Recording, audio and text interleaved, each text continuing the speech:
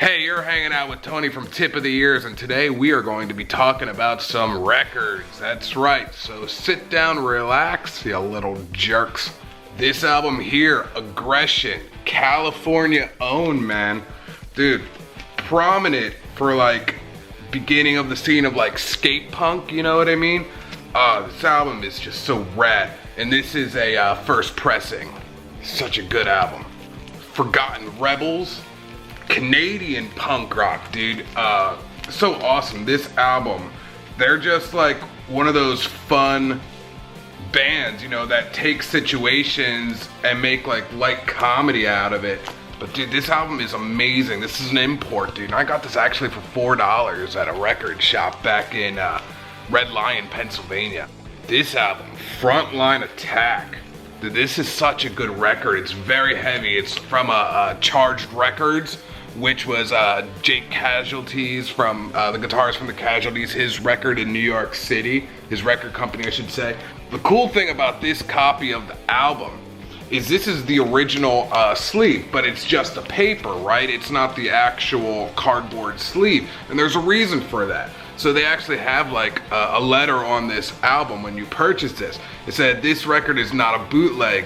The actual record inside this sleeve is one of the last remaining copies of Mindless Violence LP.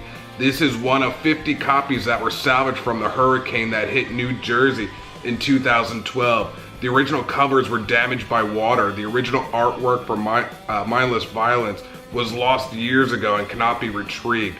The cover art you hold in your hands is from the Italian release picture disc version. It was never released. We thought it'd be cool to use it as these special copies for this record, and each record is hand numbered. So out of 50, it's numbered number 30.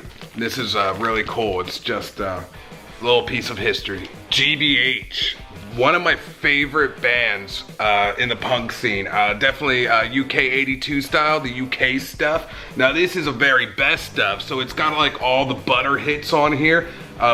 Mainly when I mean butter hits, like it's just all like the best songs out there. I mean like No Survivors, Big Women, Sick Boys, Give Me Fire. You know, it's awesome. And the cool part too, it comes in this awesome like green splatter. This is amazing. GBH is rad, dude. You have to listen to them. And since I'm from Philadelphia, so you're close to like New York and New Jersey, that tri-state area, I don't think this record needs any real introduction. So good. And when you're from the tri-state area, you know, Philadelphia, New York, New Jersey, you listen to the Misfits, Bon Jovi, and Bruce Springsteen. It just happens. This album has such a place in my heart. This is The Queers, A Day Late, A Dollar Short. Now this isn't the original cover work. This is a repress, obviously. But it's just so rad. It's got a nice, look at that, marble blue on there.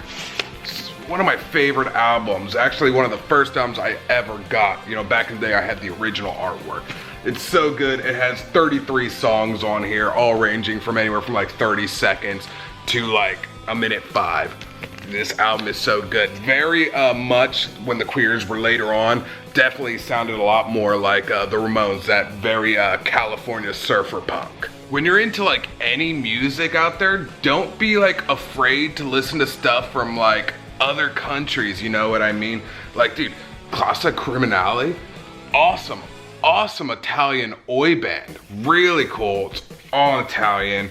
Ostakask, one of the most melodic bands in the punk community, and I mean like you don't know what they're saying because it's all in Swedish, but it's like it's so melodic you're just pogoing around anyways. And then one of my favorite albums from Germany, Oxymoron, The Pack Is Back. This is definitely like in my top probably like 10 records in punk to listen to. Oxymoron, dude, this album is so good. In high school, I would just crank this album the whole time. Dude, check out that clear red right there. That is rad. And of course, I'm not like only into like punk, you know what I mean? I love metal, I love thrash. I'm really big into the glam stuff too. Like this is a first press of Van Halen's self-titled album. You can see the awesome ring mark around there. First print. Dude, this thing has seen the days, dude. Just look at him. Look at him, dude. This is awesome. Love Van Halen. And even when like David Lee Roth left Van Halen, dude, Skyscraper, his solo stuff, this album is fantastic. This is actually probably one of my favorite albums with his solo stuff, dude. Knuckle Bones, Just Like Paradise. Damn good. Dude, this thing is so cool. First press. And then of course, you can't have it without, dude, like Cinderella. I love Cinderella, dude. This is a first press as well. Nice original packaging right there. I bought this at a flea market, dude. Spins perfectly. I bought it at a flea market, dude, for $2. Yes. And then, of course, the stuff that I grew up listening to, you know, when I was much younger, like Elvis Presley. Love Elvis. My dad's so big into him, so he played him non-stop. And because of him, I got a big Elvis infatuation. I'm just saying. This is a second press of this album here. My old man, he has the first press of this one. But of course, the Beatles. Dude, I love the Beatles. I always say, like, when I write songs, they pretty much sound like the Beatles slowed down and played backwards. That's kind of like my inspiration to when I write music. This is a first pressing as well. It's a little beat up, but all in all, it's in pretty good condition. Just some little cracking on the sides there. And you can tell they're first pressings because they have the Apple right there. Yeah, dude. That's how you know from Apple Records. Those are the first pressings right there. And then, like, some people are probably gonna laugh at me, but I am really big into The Cure. And this is a record store release day album. This is The Cure, and it's all the hits on acoustic. So it's an acoustic hits album, which is really nice and relaxing to listen to. I think this was a 2017 record release, I believe. And it's a double LP, and they're all picture disc, as you can see there. Just look at them. Just look at them. Great gothic band. I love The Cure. I don't care what anybody says. This one is all beat to hell, but it's a first press, and it's awesome. It's like barely hanging on, but dude, original Mary Poppins. This album is so good, dude. I'm telling you, Chim Chimery, just amazing. Free the Birds, look at that. It's like I said, it's beat up, but you know, all the original artwork's still in there. It's so rad, right? Man, I collect a lot of these things, dude. But plays like a gem. And then you have like the antithesis of like punk album here. It's older, but it's so great. Oi, the album. This is a UK press, and it's a rare yellow vinyl. As you can see here, they didn't press many copies of this with the rare yellow, but this thing is amazing. It's got everybody on here. Cockney Rejects, Peter and the Test Tube Babies, Angelic Upstarts, Cockspur, The Exploited, just a little bit of everything. Like, this is like if you were just getting into punk and, you know, really exploring the UK stuff, you know, where it got a little bit harder and just, you know, the Oi scene and everything, this would be that album I would tell you to go to. Oi, the album. That's just amazing. And then, like, before I was into punk and rock and roll in general, I have two older sisters, so I'm the only boy in the family, and they're much older than me. So when I was growing up, it was a lot of like boy bands and like R&B and stuff like that, you know, Boys to Men, New Kids on the Block, whatnot. And then I would listen to like my parents' stuff, which my mom was very like doo-wop 1950s, which I love. And then my old man, like I said, you know, he was very Elvis, Stevie Ray Vaughan, you know, Chuck Berry, things like that. But like the very first rock and roll album that was sent to me was by my brother-in-law, who was then at the time just my sister's boyfriend. And the album and the band that started it all for me, dude, was Def Leppard. This album, High and Dry, another one I hold dear to my heart. not only is it because like it's first press, but this is the album that got me into rock and roll, and started to really like go out there and try to find everything, man. And then rock and roll came into metal came into punk. You know, for me, I kind of went backwards a little bit when I was growing up, and dude, but this album, Steve Clark, dude, one of the best guitarists out there. I'm just saying. Now, from a couple 7-inches that I have, you know, really cool.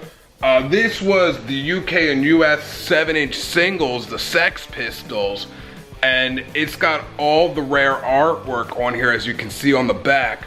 They're repressed work, but you don't see these artwork anymore.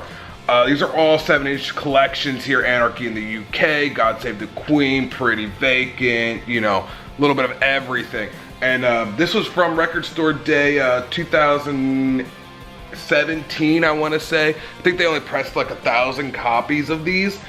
So this was a little expensive. I think I paid like $50 or $60 for this. I've yet to open it up. Still haven't to this day. Another press here from Record Store Day 2017, I believe again. Sex Pistols, Nevermind the Bullocks. This is a rare picture disc one. I think they pressed 15 or 1,700 copies of these. So I have this one hanging up right now. Double-sided picture disc, but you know, and double-sided cover print as well. So that one's really cool, and plus just one of my favorite albums. I have like 3 copies of this. And then if we go down the hallway in here into my music room, turn on a little bit of light. We have this record here, which was from a Record Store Day. This is Toto's Africa. Yes, this actually spins, in case you're wondering. It's hard to tell into the camera, but right in here is the grooves of the single. It's 2 singles on here, and it's the cutout of Africa. This is awesome. They pressed, I think, about 700 copies of these. All right, guys, that's gonna do it for me, showing you a little bit of my vinyl collection, some of my favorite records, hard to find records, first pressings, and just things that I love to listen to.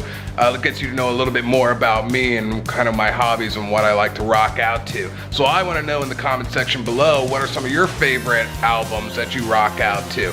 Doesn't matter the genre. Music is music, and when life brings you down, music brings you like right back up and keeps you positive. You know what I mean? So what are you spinning these days? Even if you don't have vinyl, what CDs are you rocking out to? I'll see you next time, guys. Vlog finito.